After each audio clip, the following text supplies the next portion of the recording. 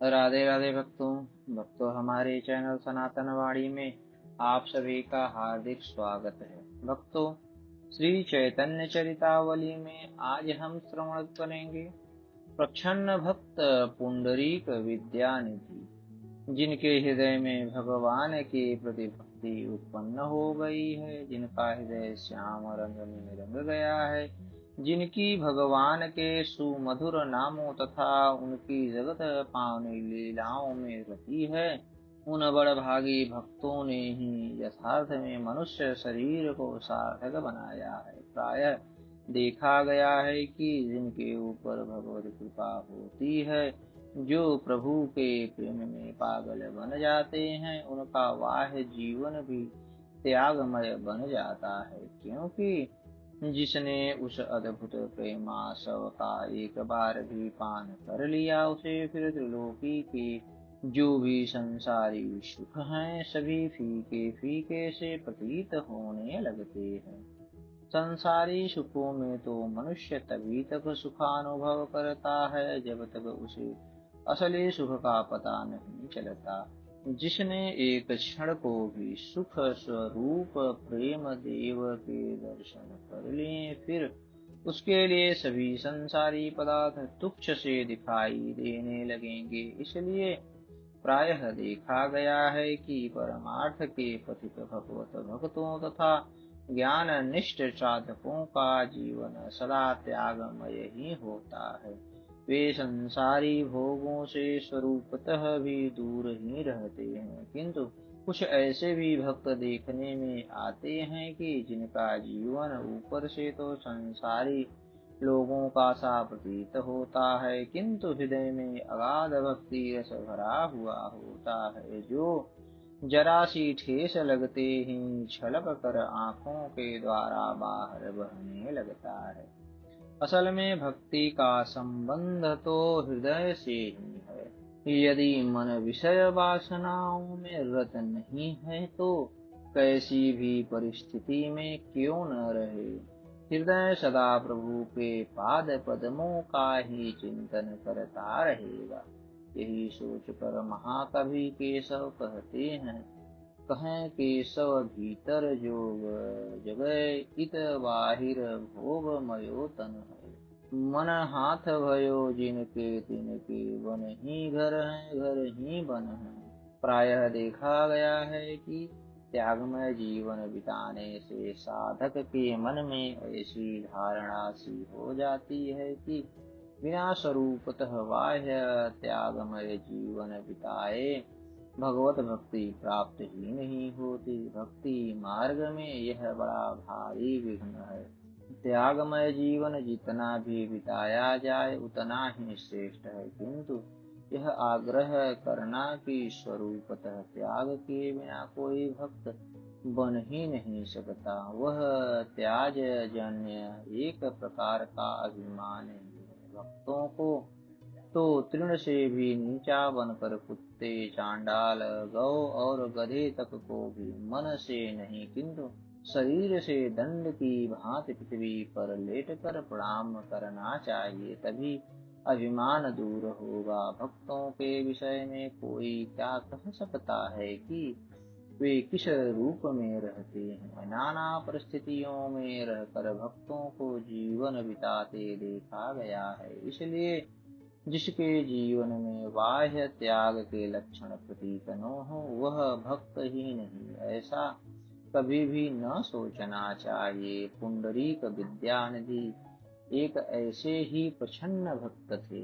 उनके आचार व्यवहार को देखकर कोई नहीं समझ सकता था कि ये भक्त हैं। सब लोग उन्हें विषय ही समझते थे। लोग समझते रहे, किंतु पुंडरीक महाशय तो सदा प्रभु के प्रेम में छपे से रहते थे। लोगों को दिखाने के लिए वे कोई काम थोड़े ही करते थे। उन्हें तो अपने प्यारे से काम था। वैसे उनका बाह्य व्यवहार संसारी विषयी लोगों का सा ही था। उनका जन्म एक कुलीन वंश में हुआ था। वे देखने में बहुत ही सुंदर थे। शरीर राजपुत्रों की भांति सुकुमार था। अत्यंत ही चिकने और कोमल उनके काले काले घुंघराले बाल थे। वे उनमें सदा बहुमूल्य सुगंधित तैल डालते, शरीर को उबटन और तैल फुलेल से खूब साफ रखते, बहुत ही महीन रेशमी वस्त्र पहनते। कभी गंगा स्नान करने नहीं जाते थे। लोग तो समझते थे कि इनकी गंगा जी में भक्ति नहीं है, किंतु उनके हृदय में गंगा माता के प्रति अनन्य श्रद्धा थी। वे इस भय से स्नान करने नहीं जाते थे कि माता के जल में पाद स्पर्श हो जाएगा। लोगों को गंगा जी में मलमूत्र तथा अस्थि फेंकते, तैल फुलेल लगाते और बाल उछेरते देखकर उन्हें बड़ा ही मार्मिक दुख होता था। देवार्चन से पूर्व ही वे गंगा जल पान करते। इस प्रकार उनकी सभी बातें लोक बाह्य ही थी, इसलिए लोग उन्हें घोर संसारी कहकर उनकी सदा उपेक्षा ही करते रहते। एक दिन प्रभु भावावेश में आकर जोरों से हा पुंडरीक विद्यानिधि, ओ मेरे बाप विद्यानिधि कहकर जोरों से रुदन करने लगे। पुंडरीक पुंडरीक कहते कहते वे अधीर उठे और बेहोश होकर पृथ्वी पर गिर पड़े। भक्त आपस में एक दूसरे की ओर देखने लगे। सभी को विस्मय हुआ। पहले तो भक्तों ने समझा पुंडरीक कहने से प्रभु का अभिप्राय श्री कृष्ण से ही है। फिर जब पुंडरीक के साथ विद्यानिधि पद पर ध्यान दिया, तब उन्होंने अनुमान लगाया, हो न हो इस नाम के कोई भक्त हैं। बहुत सोचने पर भी नवद्वीप में पुंडरीक विद्यानिधि नाम के किसी वैष्णव भक्त का स्मरण उन लोगों को नहीं आया।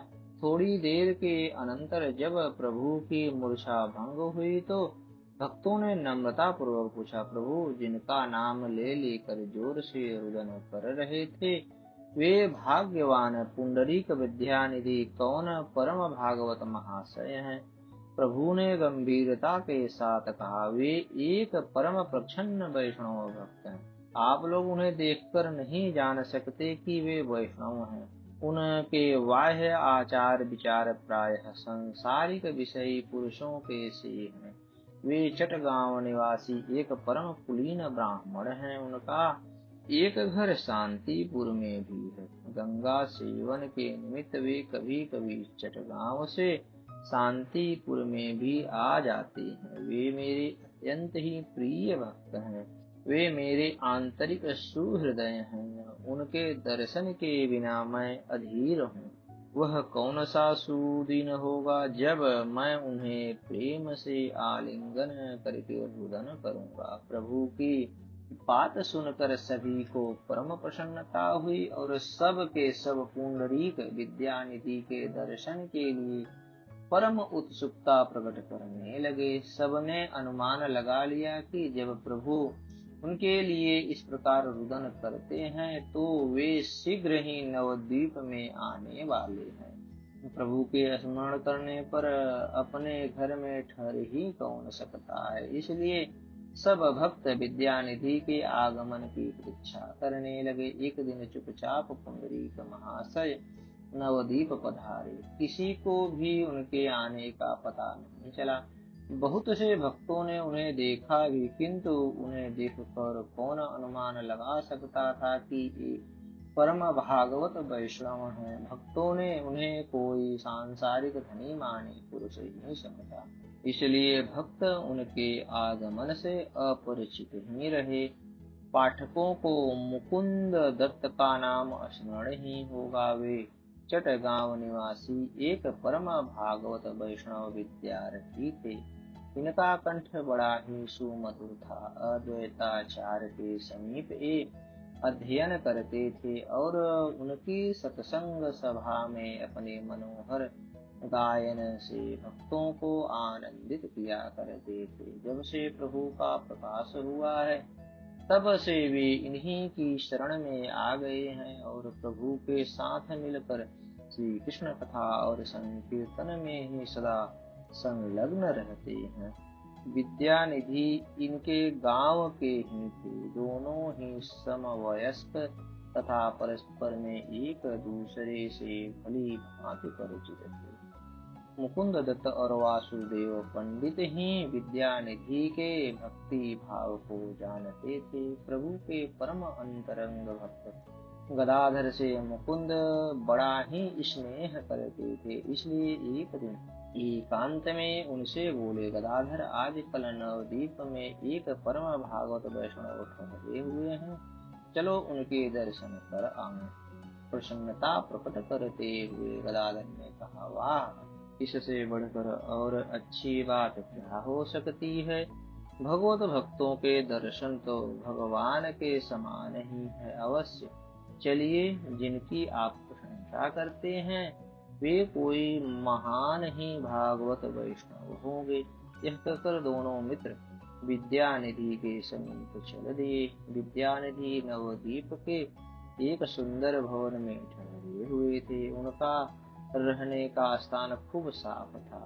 उसमें एक बहुत ही बढ़िया शैया पड़ी हुई थी। उसके चारों पाए व्याघ्र मुख की भांति कई मूल्यवान धातुओं के बने हुए थे। उसके ऊपर बड़ा ही सुकोमल बिस्तर बिछा था। पुंडरीक महाशय स्नान ध्यान से निवृत्त होकर उस शैया पर आधे लेटे हुए थे।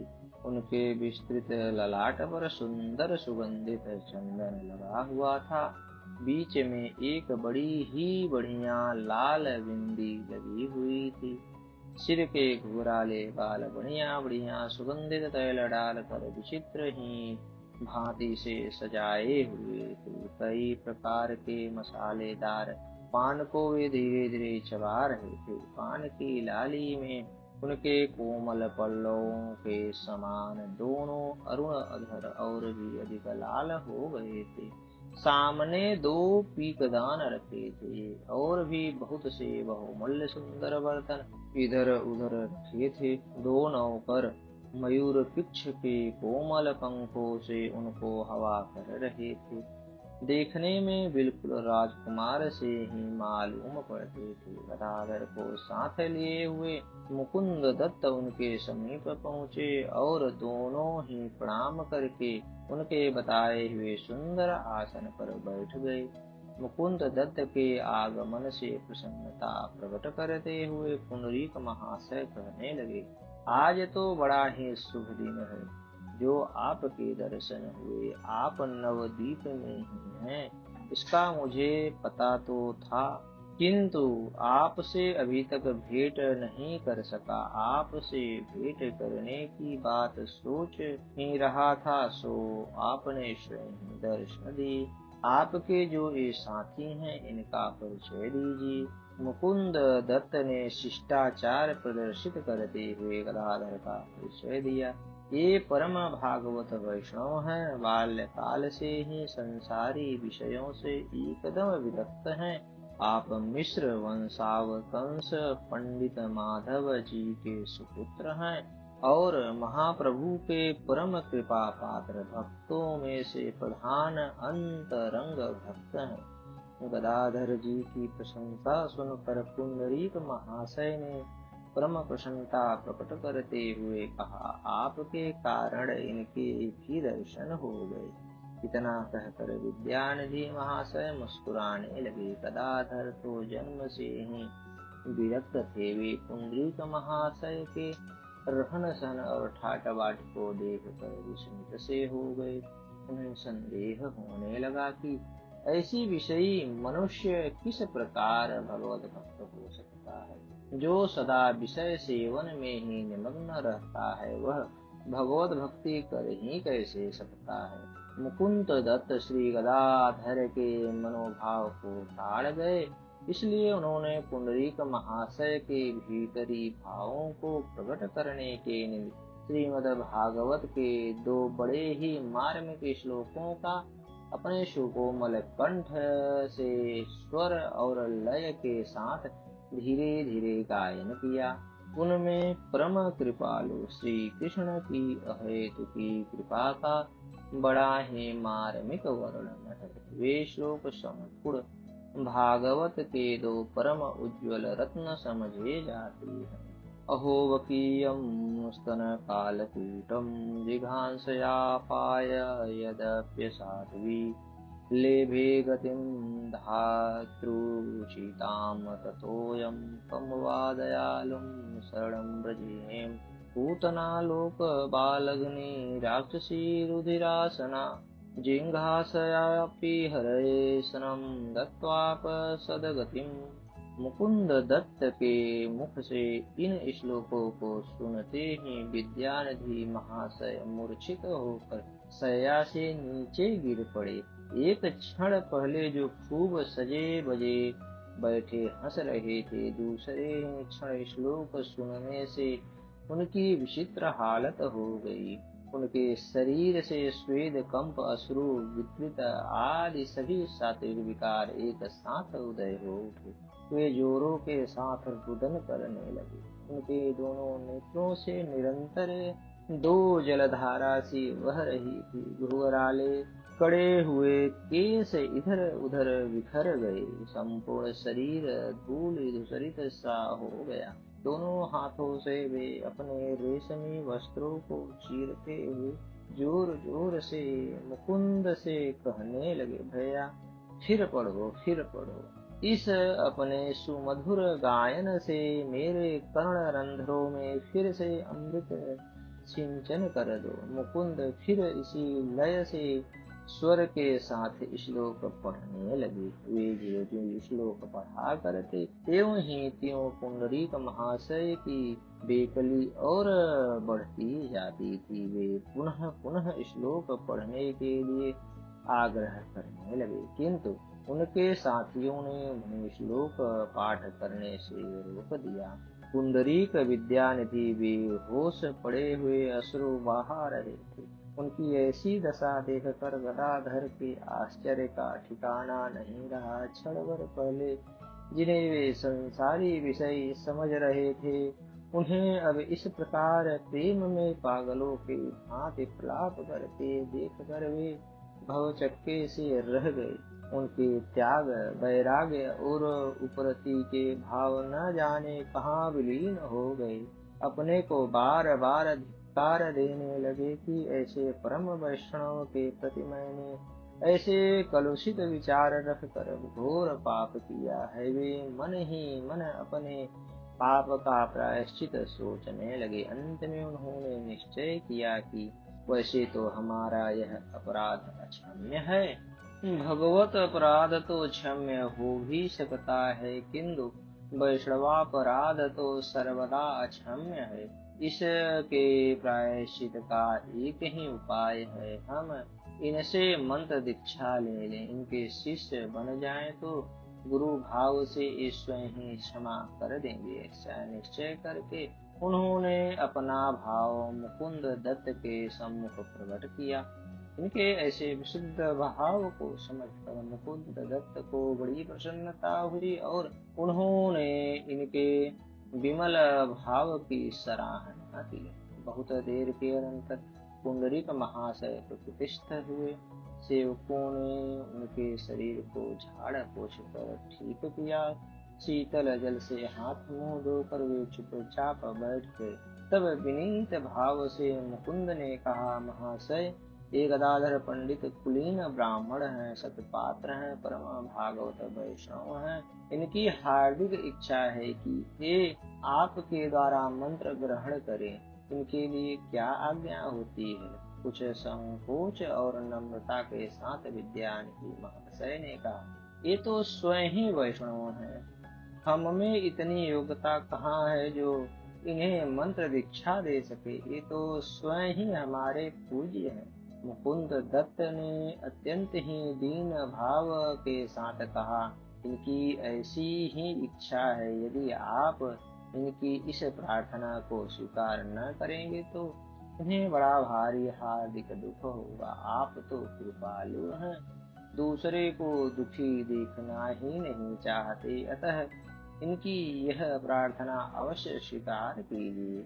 मुकुंद दत्त के अत्यधिक आग्रह करने पर इन्होंने मंत्र दीक्षा देना स्वीकार कर लिया और दीक्षा के लिए उसी दिन एक शुभ मुहूर्त भी बता दिया। इस बात से दोनों मित्रों को बड़ी प्रसन्नता हुई और वे बहुत रात्रि बीतने पर प्रेम में निमग्न हुए अपने अपने स्थान के लिए लौट आए। इसके दूसरे तीसरे दिन गुप्त भाव से पुंडरीक महाशय पहले ही एकांत में प्रभु के दर्शनों के लिए गए। प्रभु को देखते ही ये उनके चरणों में लिपट कर फूट फूट कर रुदन करने लगे। विद्यानिधि को अपने चरणों में पड़े हुए देखकर प्रभु मारे प्रेम में बेसुध से हो गए। उन्होंने पुंडरीक विद्यानिधि का जोरों के साथ आलिंगन किया। पुंडरीक के मिलने से उनके आनंद का पारावार नहीं रहा। उस समय उनकी आंखों से अविरल अश्रु प्रवाहित हो रहे थे। संपूर्ण शरीर पुलकित हो रहा था। वे पुंडरीक की गोदी में अपना सिर रखकर रुदन कर रहे थे। इस प्रकार 2 प्रहर तक विद्यानिधि के वक्ष स्थल पर सिर रखे निरंतर रुदन करते रहे। पुंडरीक महाशय के सभी वस्त्र प्रभु के अश्रुओं से भीग गए थे। पुंडरीक भी प्रेम में बेसुध हुए चुपचाप प्रभु के मुख कमल की ओर एकटक दृष्टि से देख रहे थे। उन्हें समय का कुछ ज्ञान ही नहीं रहा कि कितना समय बीत गया है। दोपहर के अनंतर प्रभु को ही कुछ कुछ होश आया। उन्होंने उसी समय भक्तों को बुलाया और सभी से पुंडरीक महाशय का परिचय कराया। पुंडरीक महाशय का परिचय पाकर सभी भक्त परम संतुष्ट हुए और अपने भाग्य की सराहना करने लगे। विद्यानिधि ने अद्वैत आदि सभी भक्तों की पद धूल लेकर अपने मस्तक पर चढ़ाई और सभी को श्रद्धा भक्ति के साथ प्रणाम किया। इसके अनंतर पुंडरीक को बीच में करके सभी भक्त चारों ओर से संकीर्तन करने लगे। श्री कृष्ण संकीर्तन को सुनकर पुंडरीक महाशय फिर बेहोश हो गए। भक्तों ने संकीर्तन बंद कर दिया और भांति भांति के उपचारों द्वारा पुंडरीक को होश में किया। कुछ सावधान होकर प्रभु की आज्ञा लेकर पुंडरीक अपने स्थान के लिए चले गए। शाम को आकर गदाधर ने पुंडरीक के समीप से मंत्र दीक्षा लेने की अपनी इच्छा प्रभु के सम्मुख प्रकट की। इस बात को सुनकर प्रभु अत्यंत ही प्रसन्न हुए और गदाधर से कहने लगे, गदाधर, ऐसा सुयोग तुम्हें फिर कभी नहीं मिलेगा। पुंडरीक जैसे भगवत भक्त का मिलना अत्यंत ही दुर्लभ है। तुम इस काम में अब अधिक देरी मत करो। यह शुभ काम जितना ही शीघ्र हो जाए उतना ही ठीक है। प्रभु की आज्ञा पाकर नियत शुभ तिथि के दिन गदाधर जी ने विद्यानिधि से मंत्र दीक्षा ले ली, जिनके लिए महाप्रभु गौरांग स्वयं रुदन करते हो, जिनकी प्रशंसा करते करते प्रभु अधीर हो जाते हो। गदाधर जैसे परम त्यागी और महान भक्त जिनके शिष्य बनने में अपना सौभाग्य समझते हो, ऐसे भक्ताग्रगण्य श्री पुंडरीक विद्यानिधि की विशद बिरुदावली का बखान कौन कर सकता है। सचमुच विद्यानिधि की भक्ति परम शुद्ध और सात्विक कही जा सकती है, जिसमें दिखावटी या बनावटीपन का लेश भी नहीं था। ऐसे प्रसन्न भक्तों की पद धूलि से पापी पुरुष भी परम पावन बन सकता है। अस्तु। तो हमारी यह कथा आपको कैसी लगी? कृपया कमेंट कर हमें अपना सुझाव दें और हमारे चैनल को ज़्यादा से ज़्यादा सब्सक्राइब करें। धन्यवाद।